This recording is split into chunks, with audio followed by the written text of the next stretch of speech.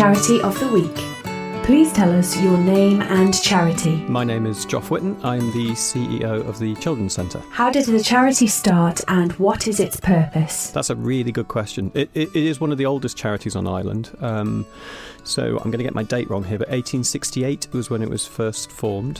So predates all things like the NHS and kind of most kind of care perceptions in people's minds. And early doors, it was about hospital beds for the destitute. And I've got a plaque in my office, which is one of those things. So dated around about 1870, which is kind of fascinating because, again, it's all pre-care. So if you didn't have any money, you couldn't go to hospital.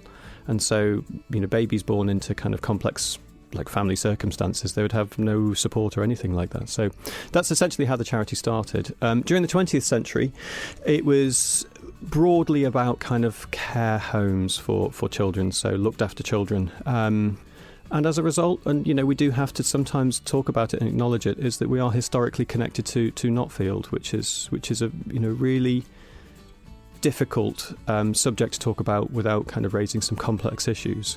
But the charity that we are now is all about preventing such things like that and actually supporting children who have had really difficult circumstances in their lives. The modern version, probably around about 1980-ish, again my dates to apologise, but Peggy Pugh was the CEO, the person who ran the charity at the time, and looked for gaps where there wasn't statutory provision. So one of the things that kind of came about then was after school clubs and work with children preschool as well, but also complex needs children who were falling out of the system. So essentially that's how the charity kind of became, and the modern era, if you like, is essentially what people perceive the Children's Centre as being. In recent years, we've become much more focused about looking at this space where there isn't other services providing. So we refer to it as the missing middle. So it's in between health, it's in between education, and in between social care.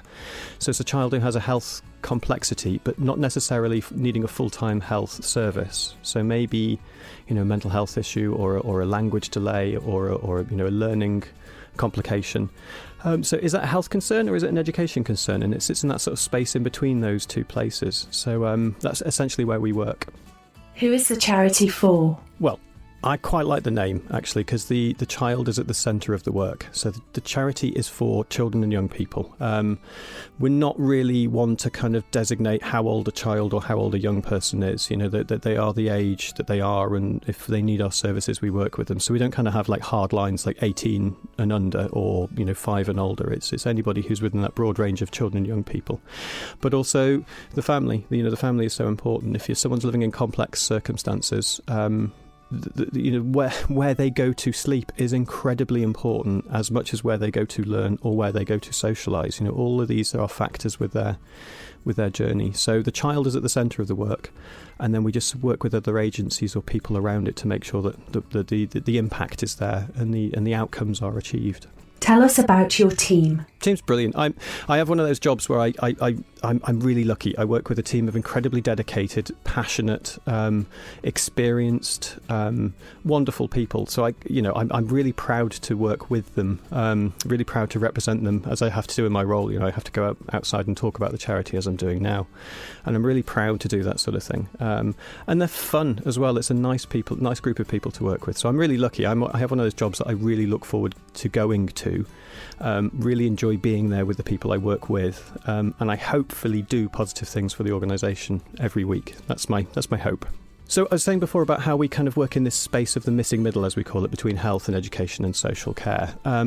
So we tailor what we do towards the child's needs. So if we have a child who's having a learning or a learning development issue, so that may be something like dyslexia or dyspraxia or perhaps ADHD, they would come to the charity, and they might not need more classroom type learning. What they need is physical learning. So we have essentially kind of 3 different areas of work that we do. So one is around family support. So it's very theory based, and it's about how we can work with the whole family and encourage a child's kind of needs. And we understand the circumstances that are there in terms of, there might be social issues as well. And we work with the parents within that. The other team that we have are people who do kind of outdoor learnings, so outdoor learning specialists, so mountain biking and jumping in the sea and all those sorts of exciting, positive, brilliant ways of using the island for our kind of work.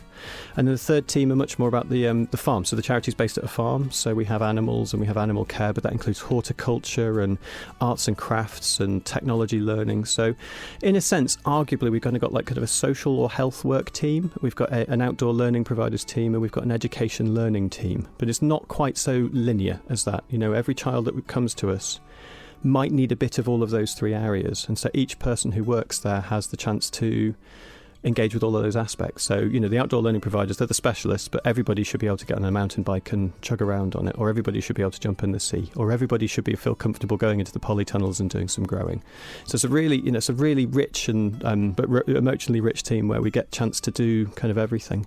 And then, of course, behind that, there's the support mechanisms. So there's, you know, people who are involved in like administration and running the charity to make sure we're operationally sound. And then we have a team whose job it is to talk about the work we do to other people. So we call it development, and it includes the income generation and the fundraising, but also working with, let's say, corporate partners or government partners and so forth. Which other organisations do you work with? Oh, as many as we possibly can. We do work with our third sector partners. We've got a couple of really meaningful long-term relationships and partnerships going on. So one's with the Joanna Simpson Foundation. So that's looking at the impact. It's a really sad topic and difficult to talk about, but of domestic abuse, domestic violence, particularly on children who have witnessed or experienced it. So we do some amazing work in that kind of area. We've got another one with the Manx Children's Art Therapy. So we host their art therapist at the farm. And there's a really lovely cross-referral between us both. So those are, you know, long-term organisational partnerships. But we work with as many other of the third sector, and there's a brilliant third sector on Ireland as we possibly can. So from I'll Listen to hospice to Cruise to victim support and so forth and so forth. You know, all as many as we can possibly engage with in a meaningful sense. But for us, perhaps one of our most significant partners are schools and Department for Education, or DESC, should I say, because, you know, most children are in school on a daily basis, so we have to engage with their learning and their understanding of school and how school are kind of working with the kind of children that we would work with. And then, of course, Manx Care, because, you know, I'll raise CAMS, Children and Adolescent Mental Health Services. You know, a lot of the people that we work with will come through there. Or one of the other kind of care services from Manx Care, like the occupational health or so forth and so forth. And then, you know, Department for Home Affairs. So you know, we do have relationships with the Police Early Action Team and other departments from the Home Affairs side of things. So as much as possible, we try to work collaboratively and collectively. You know, we can't solve every problem. We can't. And we're not in isolation either. You know, we've got to work collectively with other organisations. Otherwise, we would be doing a disservice to the children that we support. What are your main goals? That's a super question. It is to make sure that the children we support, in the nicest possible sense of the word, don't come back to us. You know, we look to close cases only when the outcomes are achieved. So, you know, give an example of a teenager who is selectively mute because they've got an autistic diagnosis. Now, the mutism is not to do with the autism, it's to do with well-being. They're struggling in school because they're not talking and not engaging, and they have a real issue around food. They can't eat socially with other people. So our role is to kind of support them until they get to an understanding of those 3 or 4 factors, and they've got their parents understand it, their school understands it, and then we will gradually try our best to stop working with them in an organised and sensible and delicate fashion. And then our ultimate goal is that they don't need to come back to us. They've got the tools to manage their own journey from that point onwards. Most of the children that we work with, well, maybe for about 9 months, maybe a year, you know, so it's a long-term engagement. And actually, kids peak and trough, you know, adults peak and trough, we all do, don't we? So they could be on a really positive journey, but then something will knock them down a bit. And working in the way that we do, we ensure that we get to a really positive outcome for all the children that we support. How do you see the charity developing over the next 5 years? I'm a little bit kind of a nostalgic today because today happens to be the 5th anniversary of me starting at the Children's Centre. So I'm kind of reflecting slightly on what we have achieved over the last 5 and then thinking ahead of what we can possibly achieve over the next 5.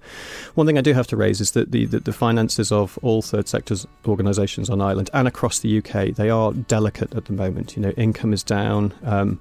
We know that there are drains on resources here, there and everywhere. Public giving's down.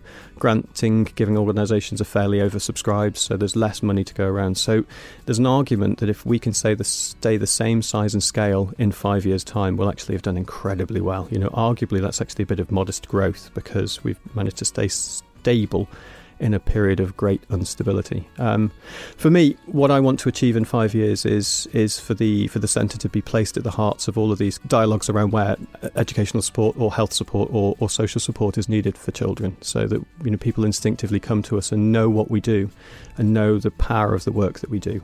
That'd be a great achievement. I do think there's a twinge of people aren't quite sure what the Children's Centre do. They kind of know the name and they maybe know about the farm, but they aren't absolutely clear what it is that we do on a daily basis. The problem with that is it's reasonably complicated. What we do is nuanced and focused on the child in question. So I don't have a short answer to kind of go, oh, the Children's Centre do this, because we do a lot and we do it in a way that's all about the young person, all about the child, but for their benefit. So what are we going to be like in 5 years? There's a slightly bleak answer here that we work with around about 300 kids per year, but I know that we could easily be working with 600, possibly even 900. There's a lot of children that have difficulties, and there are some amazing providers around, but the ones that we best suit, we could easily double our numbers. So the hugely optimistic version of the answer is that we would be about, a modest growth on terms of what we are now, and embedded into the landscape in the way that people trust what we're doing and celebrate the outcomes and outputs. How is the charity funded? Various sources of income. At the moment, currently, we don't have any contracted funding from the government. We used to be, and we used to deliver things like the fostering contract, for example, and the residential contract. They went to St Christopher's, who are doing a brilliant job, and that's absolutely fine. But the Children's Centre currently has no contracted funding from the government, so all of our income comes from, I use the term private sources, but what I mean by that is they are, they're various different sources to kind of ways to kind of bring income into the organisation. So, for example, we do fundraising events where we look upon the generosity and kindness of the Manx public to raise a little bit of money on our behalf. I'm working very hard with Department for Education, but schools as well. If a child is coming to us during school hours for a school reason, somewhere within that kind of landscape of school or Department of Education, there should be a financial contribution to the services. Different conversation, but the same principle with Manx care and health concerns. I spend a lot of our time writing to people like the Manx Lottery Trust or to one of the other grant-giving funders to say this is the kind of work that we're doing and this is where we want to grow our services, or actually sustain our services. And then the final one, and it's only modest, but it's rather lovely, and I try to be joyful because this topic can sometimes feel a bit bleak, but we are beginning to open the farm a lot more to the public. So we're doing some lovely days, we're calling them Fun at the Farm, where the general public can come and see the site and come and see the resources and just have a lovely little explore around. And it's only modest, but it's a really nice way of getting people to engage with the charity. And you can buy things like jam that we've made at the centre, or honey from the bees that we have at the centre, which is just joyous. I like those little bits, and I think it's such a special place. It's such a special place that it's really nice to get people to come and see it. I'm quite visual. I quite like to see things rather than read about them. So when you walk into a room, you feel the mood and the atmosphere of it. And I'm really proud of what we've got at the farm, so it's nice to get the public to come and see it. How can people support you? Well, do you know what? We're always looking for support. Sometimes it's a case of just give us a call if you feel you want to be involved. Very important for me to say that anyone can make a referral to the Children's Centre. It doesn't have to be a GP. It doesn't have to be through school. It can be parents directly. So sometimes just give us a call and just ask. That's the best starting point. But if you are keen on becoming involved and helping out the charity, we're always looking for volunteers. Volunteers are so helpful. For example, we've got the horticultural project, which is amazing, and it's about kids growing, and it's about kids engaging with seeds and soil and compost, but they need to be looked after. And if the child in question isn't quite in the right place emotionally to be involved in that, we still have to do the work. We still have to make sure that the plants are watered. So there's always tasks for volunteers to be involved with. And then after that, there's raising funds. We do these amazing fundraising events that are all about community and people getting involved. So if you are curious, just get involved with one of our numerous different fundraising events across the year. We have a rather good website. It is growing. We're adding content to it and we're adding resources, but there's loads on there, and there is a donate to the charity kind of area. And I hate to make this about money because it's not just about money, but we're always grateful for any donations that people are willing to make for us. Where can people find out more? The phone number's very easy. It's 8 and then 50, so 800000. The website is thechildrenscentre.org.im, so www at the beginning of it. We've got a Facebook group and Instagram and various other bits and pieces. But the website's a reasonably good starting point and should give you a clarity of what we're about. So have a look there or give us a call. The Charity of the Week. Profile complete.